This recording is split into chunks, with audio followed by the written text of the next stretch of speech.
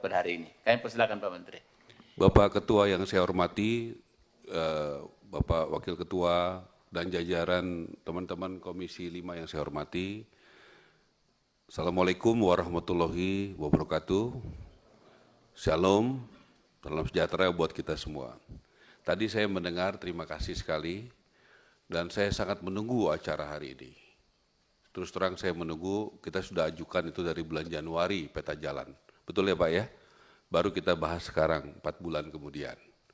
Jadi saya ingin sekali ada waktu yang cukup. Tadi saya mendapatkan masukan, Bapak sudah mengenali, apalagi Pak Ridwan Bay ini senior kita semua, sudah pengalaman di sini, ada masalah soal keterbatasan dana. Bapak tahu persis berapa dana kita. Ada masalah ada soal lahan, ada soal kualitas, ada soal ketidaktepatan sasaran. Ada soal SKB 3 Menteri, kita sudah bulan Januari itu kalau tidak salah, sudah bikin supaya PPN, BPHTB, PBG gratis, sampai sekarang masih ada 70 bupati wali kota yang belum jalanin, padahal masuk dalam NKRI. Padahal itu untuk membantu rakyat kecil. Ya, supaya jangan dibolak-balik di media itu Pak. Ya, kenapa itu bukan kewenangan kami Pak? Ya, kami juga sudah mendapatkan bantuan luar biasa dari pimpinan DPR, Pak Dasko, Pak Misbakun, dari Bank Indonesia, kemudian juga dari Departemen Keuangan untuk pendanaan dari BI. Bapak juga mungkin ini kesempatan yang baik untuk menjelaskan bagaimana itu buat bisa LPLPP dan buat subsidi. Saya sudah mendapatkan direction langsung, ditelepon sekali, berbicara langsung 2 kali, soal bagaimana Presiden perintahkan saya untuk bagaimana penjara menjadi rumah. Karena penjara itu ada di tengah-tengah kota dan sudah sangat kredit di situ. Supaya dipindahkan. Kami sudah rapat 2 kali. Saya mohon kalau boleh betul-betul kita menyatu. Ya, bagaimana satu-satu saya dengar dan saya tahu teman-teman berpengalaman dan punya niat baik. Supaya kita bisa rumuskan satu-satu ini bagaimana. Kemarin ada Pak Huda itu usulkan soal undang-undang perumahan. Kemarin Unian Berimbang itu kami sudah siapkan Pak. 3 bulan saya sudah kirim surat ke Presiden Pak. Untuk organisasinya dibentuk. Undang-undang yang bagus untuk keadilan sosial. Pengembang besar bangun 1 rumah mewah, 2 rumah sedang, 3 rumah kecil. Tetapi sampai sekarang belum jalan. Apa masalahnya? Saya baru 6 bulan di sini, tapi kenapa belum nggak jalan-jalan gitu? Nah, apakah kita mau buat itu atau kita mau rubah semua? Supaya kita buat undang-undang perumahan yang menyelesaikan masalah semua, tadi tanah, keuangan dan sebagainya. Itu saya mohon kita bicarakan terbuka di sini. Mana yang lebih efektif? Mana yang lebih produktif dengan situasi sekarang? Jadi saya juga berharap kita satu-satu Pak, ada paling tidak catatan saya soal pendanaan, 2 soal lahan, 3 soal tepat sasaran, 4 soal kualitas, 5 bagaimana koordinasi semuanya itu. Sampai hari ini kami sudah rapat, termasuk tadi malam kami rapat Pak, sesudah saya dari IKN, ini hebat nih eselon 1 saya ajak untuk bekerja, terus terang saja ya nggak ada libur gitu ya, dan mereka siap bekerja. Saya senang mereka jajaran eselon 1, 2, ini sudah banyak bekerja dan berubah mindsetnya untuk benar-benar jadi pelayan publik. Irjen kami Bapak, kita hari ini juga saya ingatkan Bapak tolong dicek notulensi rapat kemarin, kita hari ini mau bicara BSPS. Saya tahu itu program yang diaspirasi oleh teman-teman dan banyak kepala daerah, teman-teman DPD juga. Tapi saya harus sampaikan, kami sudah menemukan dugaan korupsi yang luar biasa di Sumeneb sejumlah sekitar 108 miliar. Saya sudah undang Ketua Banggar 2 jam di kantor saya bersama Bupati Sumeneb minggu lalu Pak. Ya, dan kami sudah kasih tahu ini indikasi temuannya apa aja. Dan saya sudah cek memang betul waktu itu ada teman di sini Komisi 5 itu tidak melalui Komisi 5 kan betul kan begitu Pak? Ya betul begitu Pak ya, saya dengarkan gitu. Nah jadi saya mau bukaan dan saya minta ini supaya rakyat Indonesia semua tahu. Bagaimana ada uang yang sangat dibutuhkan rakyat tetapi dikorupsi, dugaan korupsi. Saya anak buahnya Prabowo dan Prabowo sudah perintahkan kita hadapi korupsi apapun risikonya. Jadi saya mau sampaikan apa adanya Pak, ya. Apa dalam pikiran kami, ya. BSPS itu program bagus, tetapi juga punya potensi disalahgunakan. Ya, punya potensi disalahgunakan. Saya tidak mau memfitnah siapapun, semua ada data buktinya dan saya akan mulai itu dengan sekarang. Kalau boleh kenapa? Saya tahu teman-teman juga mau reses. Ya, kita sudah bicarakan kemarin berkali-kali dengan bapak-bapak, tolong buat aturan kita sama-sama. Ini saya mau buat aturan kalau bisa 2 minggu lagi keluar. Supaya itu bisa dijalankan Pak.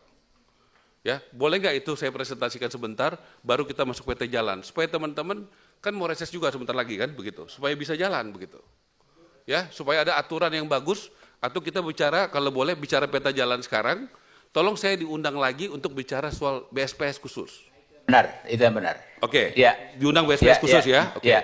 Kemudian saya tolong diundang lagi untuk bicara relokasi anggaran, karena kita sudah sepakat kemarin kan Pak ya, Boleh, untuk boleh, bicara boleh. soal anggaran. Ayo, saya mau 3 kali rapat Pak. Satu soal peta jalan, tapi ini saling berhubungan Pak. Peta jalan itu di dalamnya ada BSPS. Anggaran di dalamnya ada BSPS. Ya. Kan Pak begitu. Menteri. Nah kita mau mulainya dari mana? Saya ikut aja Pak. Tapi Ya. ada 3 tema besar yang harusnya kita rapat dengan baik Pak. Karena kita bicara peta jalan, terus terang ya, itu juga membantu target kami. Kalau Bapak buat minta program BSPS-nya diperbanyak, terus terang saya setuju. Kenapa? Itu membantu saya. Yang saya minta masukan dan minta kita sepakat adalah prosedurnya harus sesuai aturan, datanya harus sesuai aturan. Supaya kita tidak ada masalah belakangan hari. Itu aja Ketua. Ya. Jadi Ketua saya mohon kalau memang kita mau peta jalan, saya sudah siap, kita akan jelaskan. Ya. Siapa yang terus tadi? Silakan. Interupsi. Silakan Pak Ali Musti. Silakan.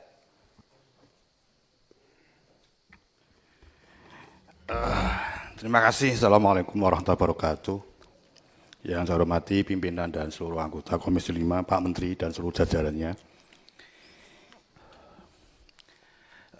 Saya bernafas panjang mendengar penjelasan Pak Menteri tentang BSPS ada problem. Saya coba memberikan reasoning Pak Menteri. Kali begini Pak Ali. Maaf. Kita ada pilihan tadi ada 3. Iya. Ada 3 rapat tadi yang ditawarkan oleh Pak Menteri.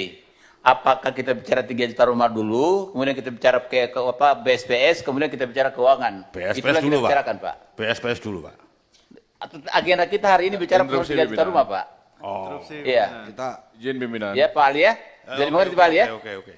Hari ini agenda kita adalah bicara persoalan 3 juta rumah. Silakan Pak. Izin, Ketua. Ya, silakan Pak Januar. Iya, kita fokus hari ini kita bicara peta jalan karena ini akan menjadi guidance kita. BSPS itu bagian kecil saja dari peta jalan kok.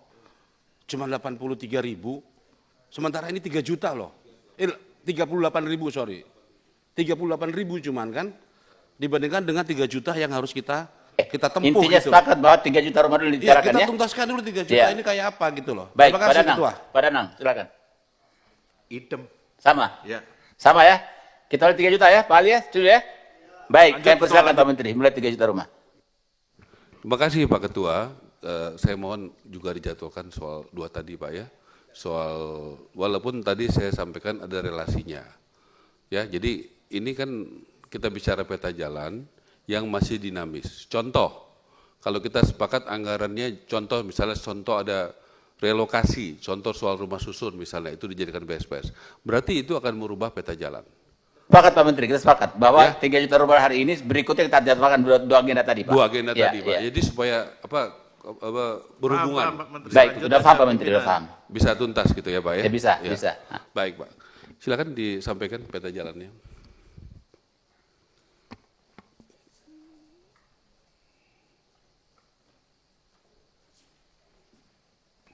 Kami jelaskan ini Pak Wamen di mana ya? Tolong dipanggil, kalau saya ada kan harus nanti ada. Jadi kami itu ada 3 juta, saya terbuka semua sampaikan, 2 juta itu tanggung jawab saya sebagai menteri, 1 juta itu investasi luar negeri, saya tugaskan Wamen untuk konsentrasi di situ. Itu pokok dasarnya, dan kita sudah bicara dengan Ketua Satgas Pak Hasim. Jadi itu saya mulai dari situ ya, pembagian tugas, tetapi tetap saya bantu. Buktinya bulan lalu saya ke Doha bersama mendampingi Presiden untuk juga membantu bagaimana investasi luar negeri. Yang saya tahu, tolong lanjut.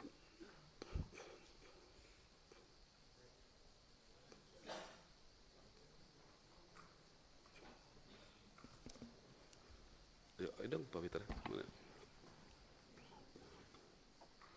Ya, terima kasih.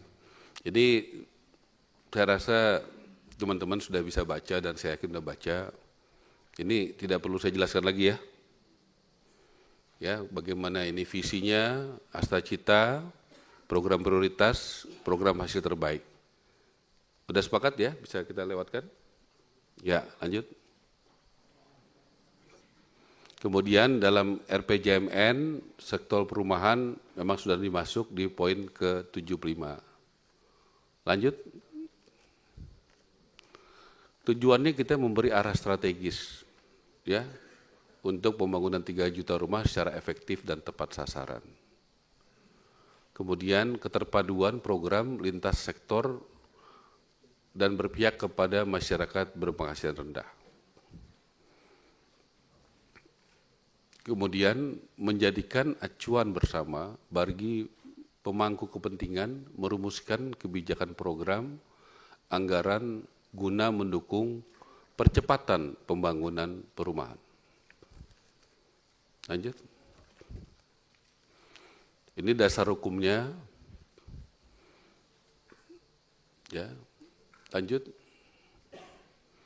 Ini saya rasa kita juga sudah paham bersama bahwa 9,9 saya lagi meminta kepada BPS Pak supaya diupdate data 2025. Karena ini data 2023. Dan memang disepakati dalam rapat kabinet bahwa sumber data di pemerintahan Presiden Prabowo hanya satu, yaitu dari BPS, dengan supervisi dari Bappedas.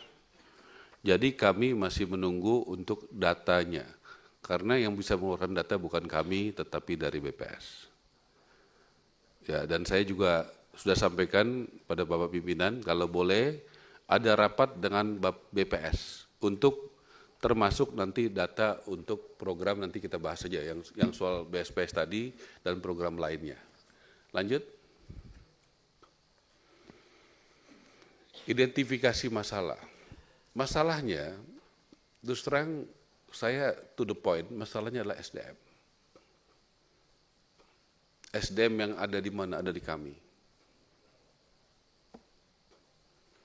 Kalau masalahnya yang paling penting itu Pak. Kemudian skema pembiayaan masih terbatas, ya, belum terkonsolidasi lahan-lahan dan perumahan secara optimal. Ya. Nah ini saya langsung aja Pak ya, bagaimana SDM-nya kami berusaha sedapat mungkin, seperti eselon 1 kami dari 8, 7 dari luar. Pak Dik dari Kementerian Keuangan, kemudian Pak Fitra dari dalam, Pak Irjen dari Kejaksaan Agung, kemudian Ibu Dirjen Kota dari DKI, kemudian staf ahli Pak Tas dari Kementerian Lingkungan Hidup, Pak Imran dari Depdagri, kemudian Pak Ajis dari Kepolisian, dan Pak Budi, eselon 1 dari Bank BTN. Karena BTN paling banyak, misalnya contoh rumah targetnya yang sudah disiapkan dari 350.000 Pak, tahun ini 250.000 itu dari BTN Pak, sisanya baru yang lain. Masih ditemukan kualitas rumah dan kawasan pemukiman yang kurang baik. Nah, kemudian juga sasaran, bantuan yang belum sepenuhnya tepat sasaran, itu dibuktikan dengan temuan Sekjen Irjen kami Pak, sangat tidak tepat sasaran. Regulasi bidang perumahan yang masih tumpang tindih, ya, contoh saja Pak, misalnya kita berharap bisa 3 juta rumah, tapi ada undang-undang yang boleh untuk mengurus soal perumahan itu adalah hanya di nasional, belum sampai di provinsi, kabupaten, kota. Itu undang-undang nomor berapa? Undang-undang nomor 23. Itu juga bagian yang kami usulkan untuk direvisi Pak, dalam undang-undang perumahan, bahwa pemerintah pusat, kabupaten, kota, dan provinsi itu punya kewajiban dan kewenangan untuk bisa mengurus perumahan. Di sini sekarang dalam undang-undang itu masih dalam kewenangan pusat. Perlindungan konsumen Pak. Perlindungan konsumen langsung saya sampaikan Pak. Laporan tentang konsumen dari YLKI, yaitu Yayasan Lembaga Konsumen Indonesia, dan dari Badan Konsumen Negara, 10 tahun terakhir ini berdasarkan laporan dari dua institusi itu, yang satu negara, yang satu masyarakat, paling banyak konsumen, Pak. Dan yang paling banyak soal mekarta. Makanya puji Tuhan kami sudah mulai menyelesaikan bukan dari masalah yang kecil, tapi masalah yang besar. Dan saya laporkan dalam kesempatan ini Pak Fitra dan timnya yang menangani, sudah mulai pembayaran Pak ya. Sudah mulai pembayaran, kalau nggak salah itu banyak orang yang sudah lunas tahun 2018 Pak Ketua. Tapi dalam seminggu 2 minggu ini sudah kami panggil Mekarta, sudah mulai ada pembayaran. Karena kami bertemu dengan ratusan orang yang sangat sedih ya dan pahit hidupnya karena sudah bayar lunas tetapi tidak dapat rumahnya. Itu paling besar adalah soal Mekarta. Kemudian penegakan hukum yang tidak konsisten dan kurang efektif. Tadi saya sudah sampaikan bahwa kami Irjen kami dari Kejaksaan Agung, inspektorat kami dari KPK, dari Kepolisian dan BPKP. Tidak ada yang dari dalam Pak Ketua. Supaya apa? Saya feeling aja begitu saya jadi menteri saya melihat ini banyak masalah di sini. Dan terbukti keyakinan saya benar dengan apa yang ditemukan oleh Irjen. Dua yang paling besar adalah satu soal di Sumeneb, karena tidak ada satu kabupaten di Indonesia yang BSPS-nya berapa? 108, 109? 109 miliar. Dan temuannya sudah kita presentasikan di depan Pak Said. Dan kenapa Pak Said? Pak Said 4 kali atau 5 kali mewakili Madura. Dan beliau ketua Banggar. Dan Bupati Sumeneb saya undang, banyak kok medianya. Dan apa yang menjadi temuan itu disetujui. Dan setuju juga untuk penegakan hukum. Jadi kami terbuka semua, tidak ada rapat-rapat di tempat kami yang tertutup, semuanya terbuka saja. Nah, saya juga menyampaikan penegakan hukum ini juga, kami juga menemukan satu case yang luar biasa sangat memprihatinkan di NTT di Kupang. Itu saya langsung sampaikan saja Pak ya, konkret dua saja saya sampaikan, soal bagaimana ada 2.100 rumah buat ex-pejuang Timur Timur di Kupang yang dibangun oleh 3 BUMN, ya sudah selesai, belum digunakan dan kondisinya rusak, banyak yang rusak dan sangat memprihatinkan. Dan saya sudah panggil BUMN, wamennya dan BUMN-nya dan mereka mengakui bahwa itu terjadi. Dan saya sudah serahkan kejaksaan sudah. Sudah dikasih Pak Irjen ke Kejaksaan Tinggi ya? Proses. Ya, Kejaksaan Tinggi NTT. Ini belum dipakai Ketua. Sudah rusak. 2.100 rumah. Ya. Dan saya sudah sampaikan langsung kepada Presiden Prabowo hal-hal yang saya sampaikan tadi. Kenapa? Pak Prabowo pernah ditugaskan membela negara kita di Timur Timur. Jadi saya sampaikan ini apa adanya. Mungkin saya tambah lagi, sasaran penerima bantuan perumahan belum sepenuhnya tepat sasaran. Nanti pada saat BSPS kita bicaralah itu. Intinya di situ kan yang jadi concern teman-teman Komisi 5 adalah BSPS. Concern saya adalah bagaimana saya yakin dengan teman-teman Komisi 5 sama. Nomor 1 semua sesuai aturan hukum dan tata kelola. Yang kedua tepat sasaran dan berdampak baik bagi masyarakat. Saya yakin Komisi 5 dan kami sama. Kalau kita punya value yang sama dan tujuan yang sama, kita pasti bisa bekerja sama. Kalau luar itu pasti kita nggak bisa kerjasama dengan baik.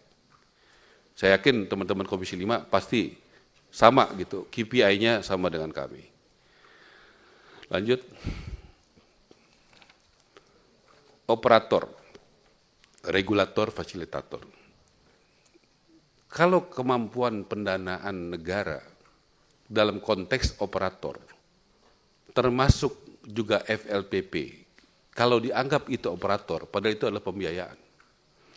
Kemampuan kita tidak sampai, berapa Bu? 300.000 sampai? Berapa? Ibu Menteri, Ibu Dirjen, berapa? 269 Pak. Ya. Ya, tidak sampai 270.000. Itulah dari APBN dan dari FLPP. Kalau itu bukan hanya operator ya, termasuk pembiayaan Pak. Kalau yang hanya membangun berapa Pak? Kan kemarin saya minta berapa? Ya, jadi supaya kita jadi jelas. Nah, di situ ada Pak angkanya. Jadi saya mulai dengan kemampuan negara itu dari pembiayaan dan membangun itu ya 269 ya Bu ya. 269779. Di situ sudah termasuk pembangunan rumah susun, pembangunan rumah khusus dan revitalisasi susun dan BSPS. Dan penanggulangan rumah kumuh dan FLPP. Artinya yang ada uangnya di APBN. Yang sudah menjadi DIPA. Jadi PR kita, PR saya, PR kita jajaran kami adalah 3 juta kurang 269.779. Dan berkat bantuan teman-teman Komisi 5, saya sampaikan saja, Bapak-Bapak sudah tahu, sudah diumumkan Departemen Keuangan. Contoh satu case saja, dari rumah subsidi, Ibu Menteri Keuangan sudah menyampaikan dari 220.000 menjadi 350.000. Jadi sudah ada penambahan 130.000 dari satu hal, belum lagi dari CSR dan sebagainya. Yang kami sekarang sedang kerjakan, balik lagi ke operator. Ya, ada operator, regulator. Saya sampaikan saja kebetulan kami bekerja keras untuk ini. Ya, operator ini tantangan kami adalah yang dibangun ini berkualitas dan tepat sasaran. Terlalu banyak contoh rumah susun di Aceh, di mana lagi Pak? Di Sumatera Selatan ya. Sumatera Selatan, terakhir kami ke Jawa Tengah di mana? Di Klaten ya. Di Klaten yang tidak digunakan, saya nggak pakai istilah mantra ya Pak, tapi menurut saya sangat memprihatinkan kondisinya. Di tengah anggaran yang sangat terbatas, ya kami ini baru jadi menteri 7 bulan, jadi kami sudah lihat bagaimana kondisi-kondisi, jadi kami sangat senang kalau DPR ini mengawasi lebih ketat lagi. Karena kami 7 bulan saja sudah menemukan banyak sekali masalah. Jadi kalau makin diawasi, makin senang kami. Ya, mudah-mudahan kita bisa sama membuat parameter-parameter yang objektif. Sehingga kita bisa mengawasi supaya ke tahun ke depan tidak terjadi lagi hal-hal seperti ini. Kami sangat senang. Karena terus terang kami memerlukan bantuan teman-teman di DPR yang sangat berpengalaman untuk mengawasi proyek-proyek yang dibiayai oleh negara. Supaya ke depan tidak terjadi lagi seperti ini. Kami sangat senang. Sebagai regulator, kami berusaha untuk melakukan terobosan. Ya, coba terobosannya apa aja yang udah terjadi? Yang regulator. Ya, yang sudah terjadi. Kami berusaha bagi antara yang sudah ada. Ini Pak, kami tanggal berapa ini Pak Irjen? Bulan November. Ini yang tadi saya katakan Pak, bulan November itu kami bekerja, kita baru dilantik Oktober Pak. November itu kami sudah keluarkan, November atau Desember? Enggak, tanggal itu tanggal berapa? November? Ya. Coba dibaca yang jelas dong, ya, November atau Desember, untuk mengeluarkan ini. Ini kebijakan kenapa saya dipanggil Presiden Prabowo. Pak Menteri, tolong buat karpet merah buat rakyat kecil.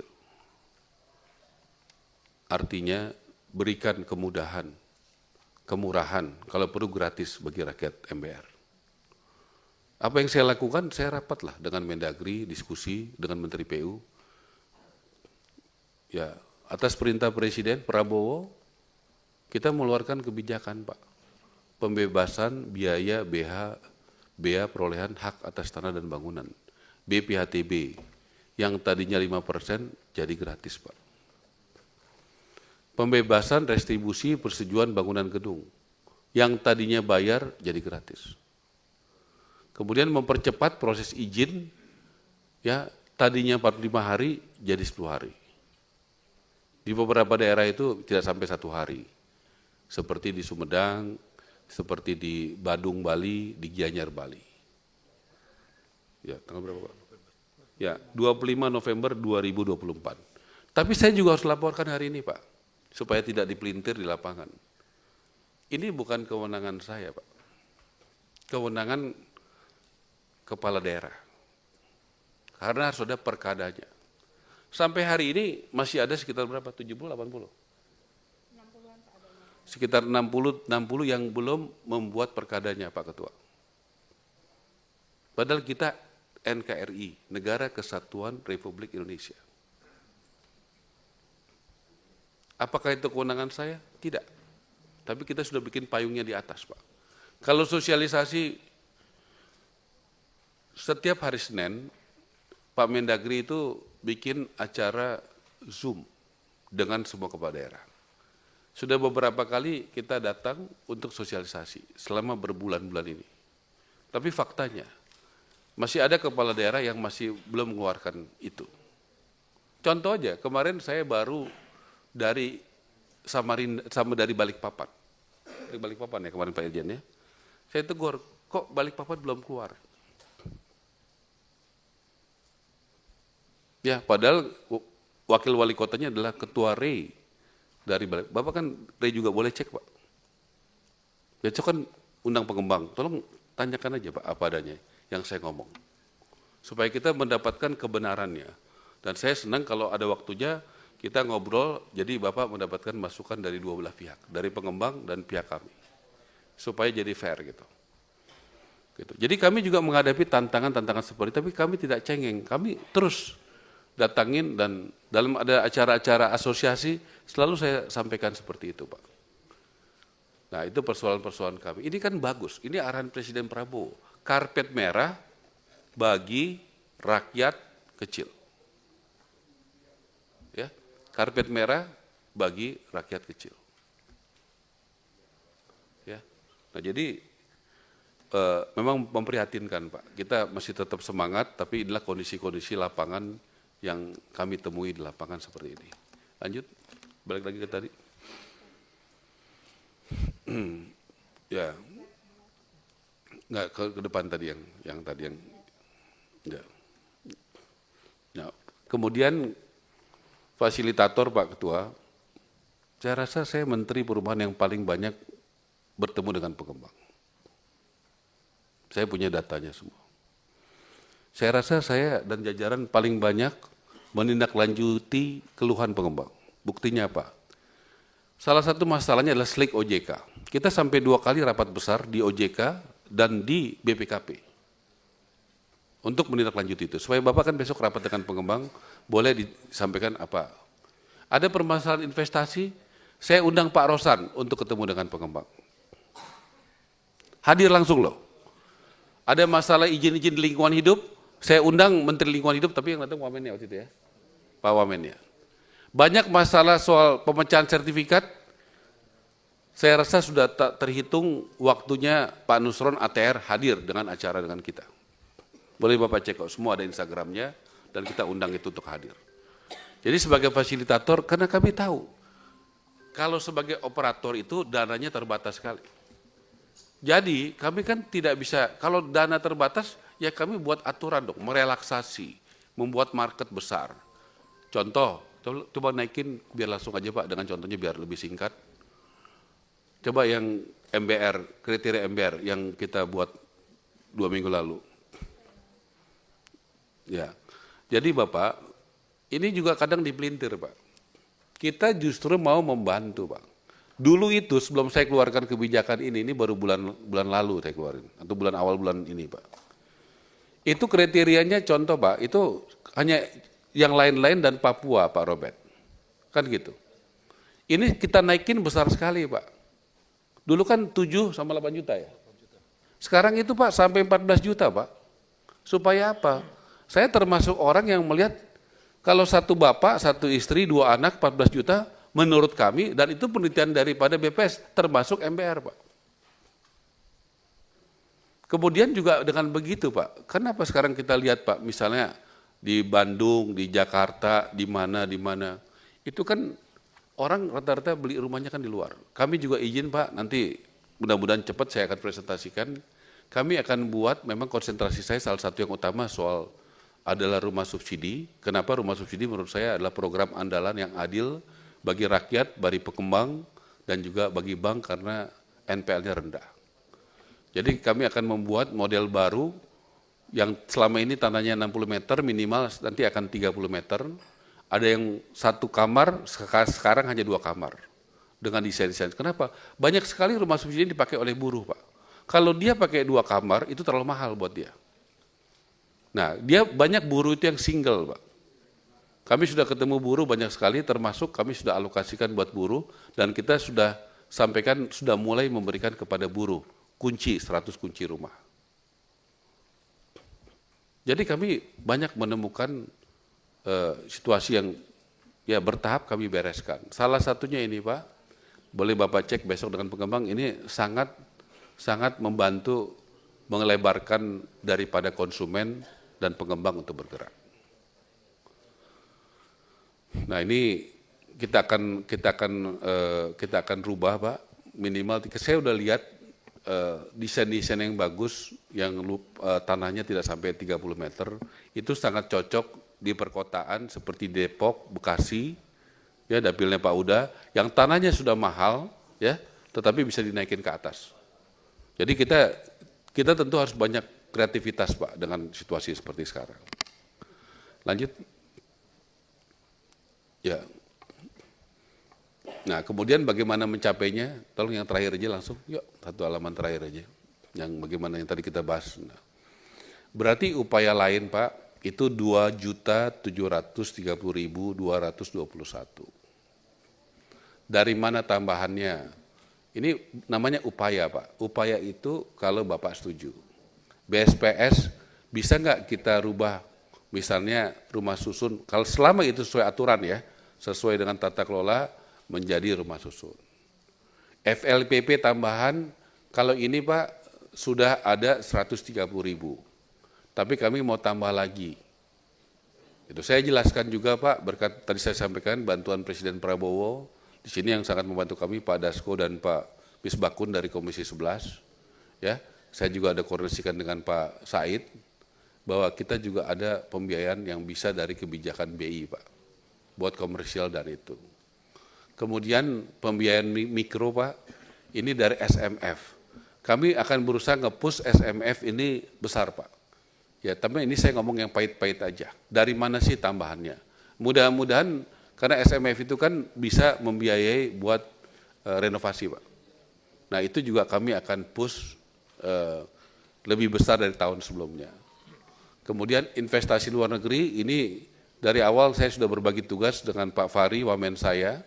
Ya, beliau dibantu oleh tim Satgas, Pak Hasim, untuk konsentrasi fokus. Pak Fahri selama 7 bulan ini udah berapa kali keluar negeri? 8 kali keluar negeri untuk fokus ngurusin investasi luar negeri. Jadi saya minta kita berbagi tugas dari awal, memang tidak mudah Pak. Itu harus fokus ya, saya sampaikan kepada Wamen, fokus dalam investasi luar negeri. Dengan target 1 juta Pak, upaya. Sayang beliau tidak hadir, kalau hadir dia bisa jelaskan upaya-upaya apa yang 8 kali sudah pergi ke luar negeri untuk berjuang untuk mendapatkan itu. Kemudian kalau saya 1 kali dan saya tahu itu tidak mudah Pak, ya. APBD apa itu? Pembangunan baru, ya ini juga kita juga coba dorong. Kemarin kami berbicara ada 1 bupati yang sudah menganggarkan Pak, kalau tidak salah Halmahera Tengah. Halmahera Tengah itu bupatinya sudah menjalankan. Makanya kami memerlukan dukungan untuk merevisi undang-undang tadi, supaya bupati dan gubernur, wali kota, boleh juga secara legal, karena sekarang mereka takut-takut. Nanti kalau mereka masuk ke perumahan, sementara itu tanggung jawab pusat Pak. Makanya saya kemarin udah pikir-pikir, apakah bisa nggak kita revisi aja undang-undang perumahan ini, supaya juga termasuk ada kewenangan gubernur dan bupati wali kota, untuk juga bisa mengurus sektor perumahan Pak. Kita kasih payung hukumnya, ya gitu. Saya nanti minta arahan. Apakah sebaiknya ini yang apa organisasi kita namanya BP3 ya. BP3 itu organisasi untuk mengeksekusi hunian berimbang, Pak. Nah, ini apakah kita jalankan segera? Kantor udah kami siapkan, ya, tim udah kami usulkan ke Seknek ya. Sudah diusulkan ke Seknek? Persetujuan perubahan Perpres 9. Ya, persetujuan Perpres 9-nya. Udah kami kirim, Pak. Kalau Bapak membutuhkan buktinya, kami sudah siapkan. Kami menjalankan kok. Pikiran kita sama. Bahkan kami sebagai pemerintah sudah mengeksekusi, Pak. Cuma apakah itu kita bagus ke sana, Pak Huda, atau bagus kita rubah undang-undangnya, Pak, secara menyeluruh? Saya ikut aja, Pak. Ya, mana ini kan kita hari ini bagaimana sinergi DPR dan Kementerian PKP, mana yang lebih efektif, mana yang lebih produktif. Kalau mau jalan satu-satu atau kita revisi undang-undang baru kita jalankan, saya ikut aja. Ya, supaya kita juga nanti ada, ini bagian peta jalan. Terus terang, revisi undang-undang itu juga bagian dari peta jalan kami, Pak. Karena peta jalan itu juga perlu diatur perundang-undangan. Kalau undang-undang itu nanti mengatur teman-teman menyangkut pembiayaan, lahan, tugas provinsi, bupati, wali kota, itu akan memudahkan kami, Pak. Kalau dalam undang-undang perumahan itu sudah mengakomodir semua itu. Nah, mudah-mudahan nanti kita diskusi satu-satu, Pak, soal apakah undang-undang atau kami jalankan seperti rencana semula, kita bahas topik-topiknya. Kemudian itu ada APBD buat renovasi, kemudian itu dari dana desa, karena kami juga sudah berkoordinasi dengan Kementerian Desa, Kementerian Sosial, dan Kementerian Dalam Negeri secara intensif. Jadi kami kan ada, semuanya kami himpun, Pak. Nanti dalam dashboard, nanti kalau sudah jadi saya juga akan undang teman-teman Komisi 5 ke kantor kami untuk bisa melihat bagaimana kalau kita klik, misalnya Pemda, contoh Pak Huda, Pemda Kabupaten Bekasi, bulan Januari diklik, keluar PBG-nya berapa. Ya kan gitu kan, itu kan mengetahui untuk tahun 2025 bulan Januari, Bupati Bekasi mengeluarkan PBG untuk berapa rumah. Nah, itu kami akan akses dari kami kepada Pemda-Pemda dan Kabupaten Kota. Nah, begitu Pak, supaya itu. Kemudian kami akan akses kepada bank-bank, terutama BTN, karena yang paling besar. BTN membiayai di mana? Kemudian Tapera membiayai di mana? Kemudian CSR, Pak.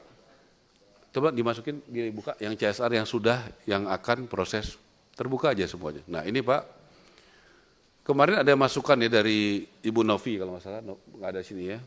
Kami juga mencoba untuk mengakseskan teman-teman Komisi 5 dengan CSR perusahaan yang mempercayakan untuk bidang perumahan. Gitu ya. Saya contoh nih, misalnya Harum Energi, itu sudah selesai di Jakarta Utara. Sekarang sedang bangun rumah panggung.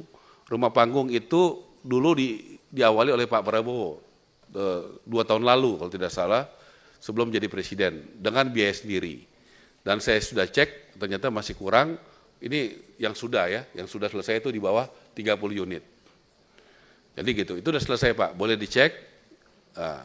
Jadi uangnya nggak ada ke kementerian, itu bekerja sama dengan Universitas Pertahanan, developernya atau kontraktornya yang milih adalah dari Universitas Pertahanan, Harum Energi langsung bayar ke sana, plus 1 ambulans. Kemudian juga yang kedua, Harum Energi ini dia senangnya di pesisir Pak Ridwan Bay, nanti juga saya coba bicara untuk ke tempat di pesisir ya Pak ya. Dia maunya dari Muara Angke dia pindah ke Subang di Pantura. Nah dia bangun di Pantura, satunya unitnya 150 juta Pak. Jadi kalau 35 itu berapa itu? Sekitar 5 miliaran lah. Begitu. Jadi dia akan lanjut setiap 4 bulan dia pindah-pindah. Kemudian yang sudah selesai baru itu, kemudian yang sedang pelaksanaan di Adaru ini di Kalimantan Selatan. Saya nanti mohon dikasih cek Pak data Komisi 5 dapilnya Pak. Supaya nanti saya bisa undang dalam komunikasi dengan yang memberikan CSR. Jadi CSR ini 100% semuanya dari mereka, dan mereka ini non APBN dan non APBD dan non BUMN. Jadi misalnya Adaru itu di Kalimantan Selatan, kemudian Agung Sedayu ini sedang berjalan di Tangerang, Pak. Ini tanahnya dari perusahaan saya, 2,5 hektar, yang bangun Agung Sedayu. Jadi dari perusahaan saya 2,5 hektar di Tangerang, tidak terlalu jauh dari bandara. Kemudian Berau ini di Kalimantan Timur, Pak. Kalau ada yang dapilnya Kalimantan Timur, saya dengan senang hati akan mengakseskan, ya. Kemudian dari Kadin 500, Pak. Ini bukan tersebar di Jakarta, salah, ya. Keterangannya itu tersebar di seluruh Indonesia, di Jakarta 200. Ya. Kemudian Yayasan Buddha Suci itu yang sedang pelaksanaan 500 di Jakarta dan 500 di Bandung. Kalau ini adalah ini Pak, renovasi. Ya, renovasi. Jadi ini 1.000 unit renovasi. Kadin juga renovasi. Kalau yang Adaru, Agung Sedayu, Berau itu adalah membangun rumahnya. Membangun rumahnya. Oke, kemudian yang rencana Arum Energi 35 lagi, Agung Sedayu dan Salim ini di Sebuku. Kalau teman-teman ada yang dari Kalimantan Selatan, itu dia di Kalimantan Selatan ini, Sebuku ya, pertambangan batu bara. Kota Baru ya. Oke. Kemudian dari Astra, ini saya baru ketemu minggu depan dengan pimpinan Astra, dia rencana mulai membangun bulan Juli, Pak. Bulan Juli itu 250 unit. Kemudian dari Lipo Group, ini bersyukur juga Pak James, ya sesudah dia beritikat baik membereskan Mekarta, pas saya menerima Ibu Kofifah kurang lebih 3 minggu lalu, Pak James kebetulan hadir, dia siap membantu untuk direnovasi ya ini, di Jawa Timur, di Bekasi dan Tangerang. Ini Pak Huda banyak yang di Bekasi nih, ya sama teman Tangerang. Saya nanti minta datanya teman-teman yang di dapil itu. Kemudian Barito ini di Banten dan di Jakarta, renovasi. Kemudian Buddha Suci itu ada 500 di Jawa Tengah, itu di Banyumas. Kemudian 500 di Banten itu kalau tidak salah ya, ini mohon maaf, kalau tidak salah di Cilegon, di pabriknya di Cilegon.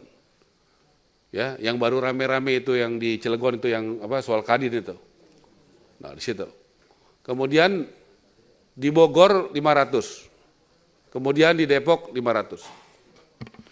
Saya rasa itu penjelasan untuk soal bagaimana upaya-upaya, ini kita bagi 3 Pak, yang sudah selesai, yang masih dilaksanakan artinya berproses tapi sudah mulai dibangun, yang masih ini rencana atau yang sudah disampaikan oleh pihak yang mau memberi, ini istilahnya rencana atau ya inilah itikat baik mereka seperti itu. Lanjut. Balik lagi yang tadi yang upaya-upaya tadi.